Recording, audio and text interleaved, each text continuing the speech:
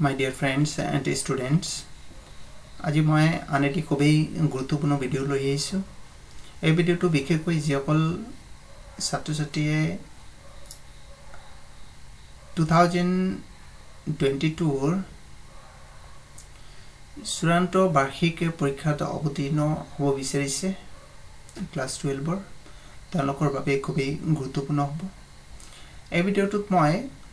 tense formation of a sentence আলোচনা কৰিম। ইয়াৰ পৰা 4 মাৰ্কস কমন থাকে। তো মই আশা ৰাখিছোঁ এই ভিডিঅ'টো ভালকে চোৱাৰ পিছত আটাইখিনি বস্তু ক্লিয়াৰ হ'ব আৰু অতি সহজে 4 মাৰ্কস কেৰি কৰিব পাৰিব। তো বলা আমি পলম নকৰি আৰম্ভ কৰোঁ আজিৰ ভিডিঅ'টো। আজি ভিডিঅ'টোত মই আলোচনা কৰিবলৈ ল'ম tense formation of the sentences. Tense formation of the sentences প্ৰথমতে আমি আলোচনা কৰিবলৈ ল'ম। তো tense formation of the sentence মানেনো কি? Tense formation of the sentences মানে হ'ল আমি কি কৰিব লাগিব, মানে কেইবাটাও কোৱেশ্চন দিয়া থাকিব আৰু প্ৰতিটো কোৱেশ্চনতে ডাইৰেকশন দিয়া থাকিব।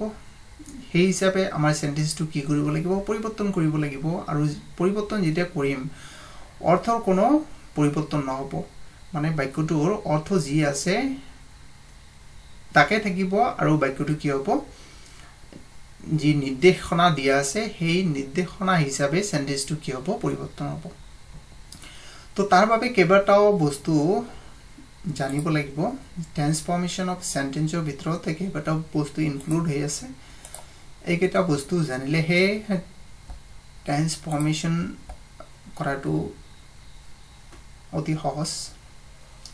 তো তাৰ বাবে টেন্স ফৰ্মেশন অফ সেন্টেন্সৰ বাবে প্ৰথমতে সেন্টেন্স জানিব লাগিব যে সেন্টেন্স অৰ্থ অনুসৰি বা তাৎপৰ্য অনুসৰি সেন্টেন্সক 5টা ভাগত ভাগ কৰা হৈছে। সেইকেইটা হ'ল এছাৰ্টিভ সেন্টেন্স, তাৰপিছত ইন্টাৰগেটিভ সেন্টেন্স, তাৰপিছত ইম্পাৰেটিভ সেন্টেন্স, তাৰপিছত অপটেটিভ সেন্টেন্স, তাৰপিছত এক্সক্লামেটৰী সেন্টেন্স। এই 5টা সেন্টেন্স জানিব লাগিব। ইয়াৰ উপৰিও এই 5টা সেন্টেন্সক আকৌ দুটা ভাগত ভাগ কৰা হৈছে, আফাৰ্মেটিভ সেন্টেন্স আকৌ নেগেটিভ সেন্টেন্স। তো এই 7টা সেন্টেন্স জানিব লাগিব। ইয়াৰ উপৰিও জানিব লাগিব সেন্টেন্সক আকৌ গঠন অনুসৰি, মানে according to structure sentence is divided into 3 types, মানে গঠন অনুসৰি সেন্টেন্সক আকৌ 3টা ভাগত ভাগ কৰা হৈছে। এটো হ'ল সিম্পল, তাৰপিছত কম্পাউণ্ড আৰু কমপ্লেক্স। এই 3টা ভালকে জানিব লাগিব। তাৰপিছত জানিব লাগিব ডিগ্ৰী জানিব লাগিব। ডিগ্ৰী 3টা ভাগ, পজিটিভ, তাৰপিছত কম্পাৰেটিভ আৰু সুপাৰলেটিভ। এই 3টা বস্তু জানিব লাগিব।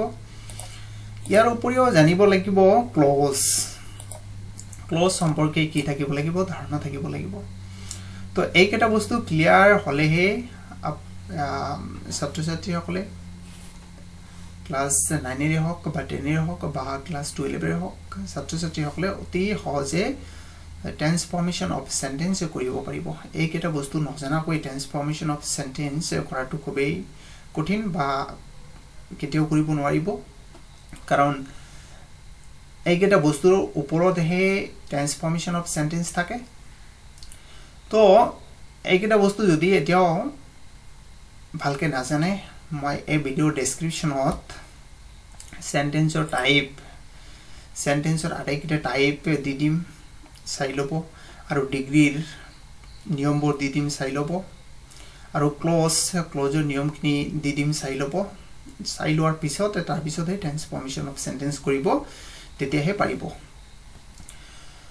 তো বলা আমি আৰম্ভ কৰোঁ। এতিয়া কেনেকুৱা ধৰণৰ কোৱেশ্চন এক্সামত থাকে।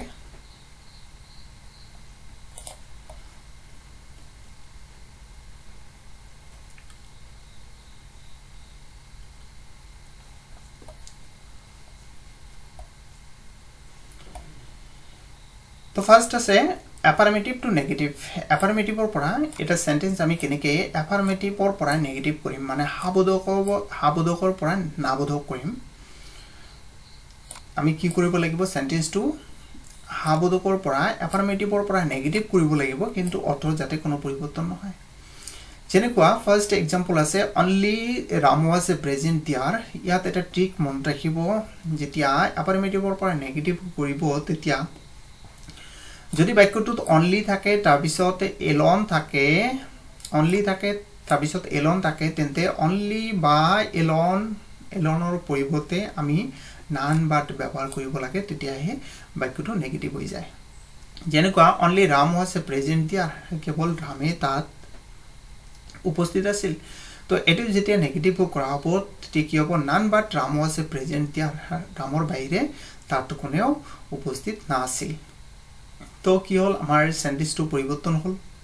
এফাৰ্মেটিভৰ পৰা নেগেটিভ হল কিন্তু অৰ্থটো একে থাকিল তাৰ পিছত 2 নম্বৰ আছে God alone can save me God alone can save me কেৱল মাত্ৰ ঈশ্বৰে মোক ৰক্ষা কৰিব পাৰে তো এটো যেতিয়া কি কৰা হ'ব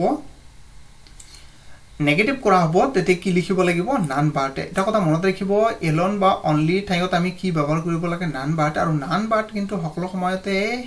সন্মুখত ব্যৱহাৰ কৰিব লাগিব যে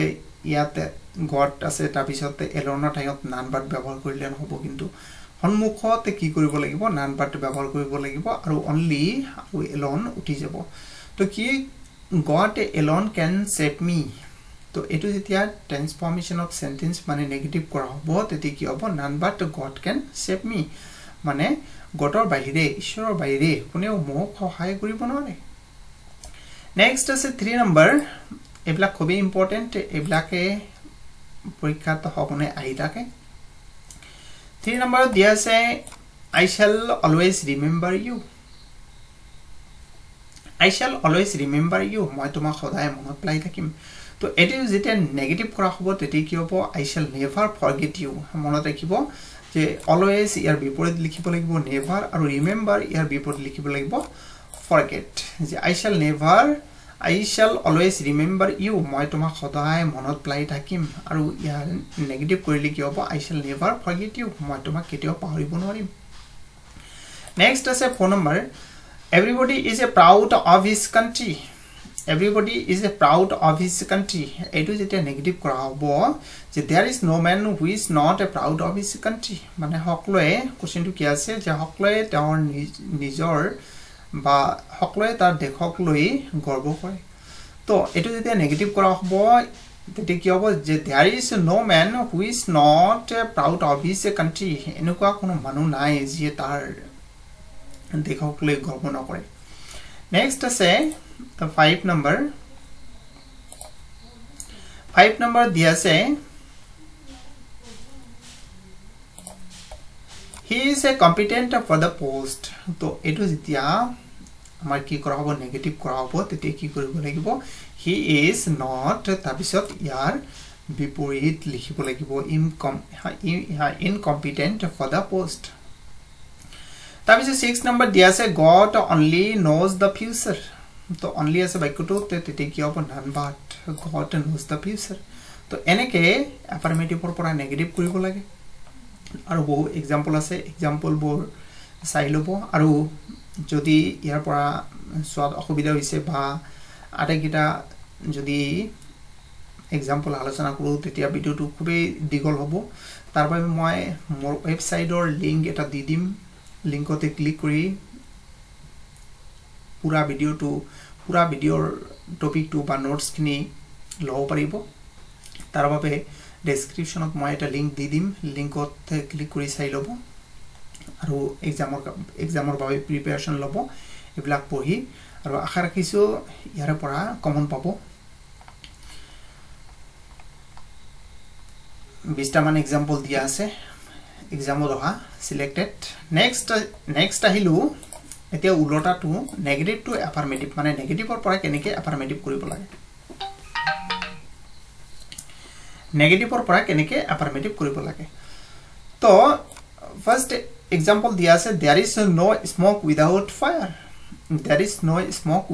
fire কি আছে নেগেটিভ আছে যে there is no smoke without fire মানে জুই নোহোৱাকৈ ধোঁৱা পোৱা নাযায় তো এটো যেতিয়া নেগেটিভৰ পৰা যেতিয়া আমি কি কৰিম এফাৰ্মেটিভ কৰিম তেতিয়া কি হ'ব where there is smoke there is a fire jot ki ase dhua ase tote ki ase jui ase tabisot 2 number dia ase none but the brave deserves the fear to none but ase to ki hobo only the brave deserves the fear next 3 number ase 3 number dia ase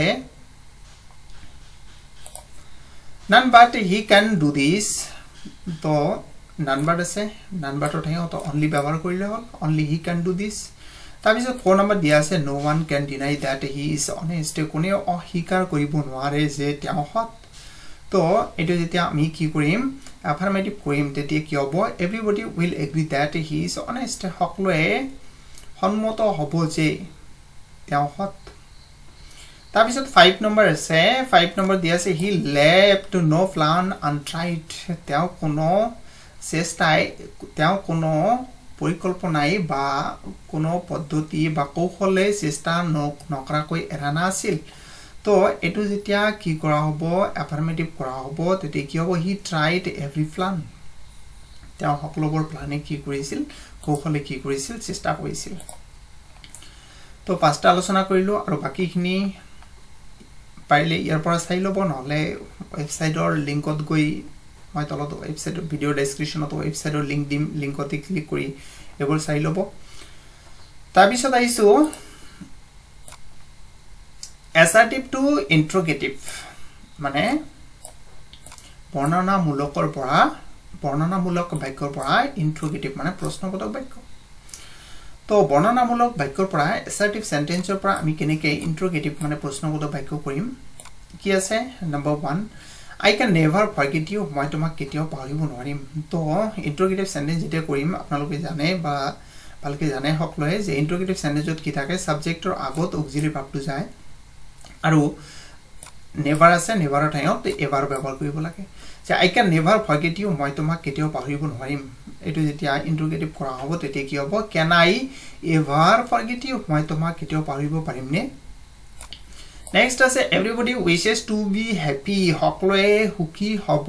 ইচ্ছা কৰে বা বিচাৰে তো এটো interrogative কৰিলে কি হ'ব who does not wish to be happy কোনে সুখী হ'ব নিবিচাৰে Next আছে 3 number দিয়া আছে every man loves his own country প্ৰত্যেকজন মানুহে তাৰ নিজৰ দেশক ভাল পায় তো এটো যেটা interrogative sentence কৰা হ'ব is there any man who does not love his own country এনেকুৱা মানুহ আছে নে যে নিজৰ দেশক ভাল নাপায় 4 number everybody knows him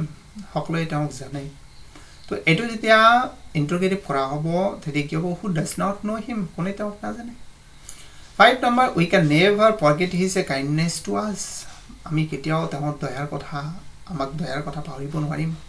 তো বাক্যটো কি আছে auxiliary verb আমাৰ auxiliary verb সন্মুখত দিব লাগিব তো can we never থাকিলে কি হয় ever হয় যে can we ever forget his kindness to us এনেকে কি কৰিব লাগে assertive ৰ পৰা interrogative কৰিব লাগে খুব ইম্পৰ্টেন্ট এবিলাক চাই লব তাৰপিছত আছে assertive to imperative I request you to help me মানে assertive to interrogative বৰ্ণনামূলকৰ পৰা আদেশ অনুৰোধ উপদেশ নিষেধ এইবোৰত কি কৰিব লাগিব ট্ৰান্সফৰ্ম কৰিব লাগিব পৰিৱৰ্তন কৰিব লাগিব I request you to help me মই তোমাক I request you মই তোমাক অনুৰোধ কৰিছো মোক সহায় কৰাৰ বাবে তো এটো যেতিয়া আমি imperative sentence কৰিম তেতিয়া কি হ'ব please help me তাৰপিছত I ask you to come here তো এটো কি হ'ব come here এনেদৰে কি কৰিব লাগে assertive ৰ পৰা imperative কৰিব লাগে তাৰপিছত আইছো assertive to exclamatory assertive ৰ পৰা কেনেকৈ exclamatory কৰিব লাগে I am grateful মই যে কিমান মূৰ্খামি কৰিলো মই যে কি মূৰ্খ তো এটো যেতিয়া exclamatory কৰা হ'ব মানে ভাবোধক বাক্য কৰা হ'ব তেতিয়া কি হ'ব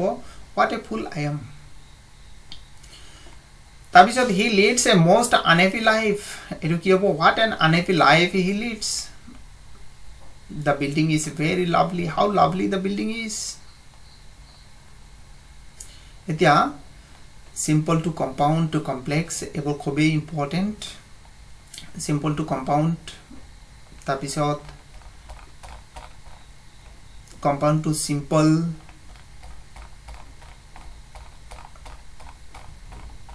তাৰপিছত কমপ্লেক্স টু সিম্পল এবোৰ একেবাৰে কমন পাবই পাব তো এই ভিডিওটোত মই এইখিনি আলোচনা কৰিলো আৰু লগতে 2013 ৰ পৰা 2020 লৈকে কি এক্সাম্পল ট্ৰান্সফৰ্মেশন অফ সেন্টেন্সৰ কি এক্সাম্পল এক্সামত আহিছিল ইয়াতে সলভ কৰি দিয়া আছে পাৰিলে এইবোৰ চাই লব কাৰণ এইবোৰ চালে গম পাব যে এইবোৰ কোৱেশ্চনে বাৰে বাৰে ৰিপিট কৰি থাকে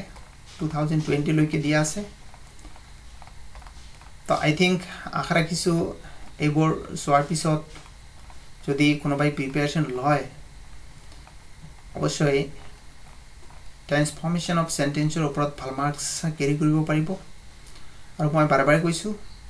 যে এইবোৰ লিংক মই মোৰ ৱেবসাইটত দি দিম পুৰাটো পাই যাব তাৰ পৰা বহিত লিখি লৈ প্ৰিপাৰেচন লব আৰু যদি ভালকে বুজি নাপায় তেন্তে মোক কমেন্ট সেকশনত কমেন্ট কৰি জনাব মই এইবোৰ ভালকে বুজাই দিয়াৰ বাবে যত্ন কৰিম তো পিছত এটা ভিডিওত লগ পোৱাৰ আশাৰে আজিৰ ভিডিওটো ইয়াতে সামৰণি মাৰিছো ধন্যবাদ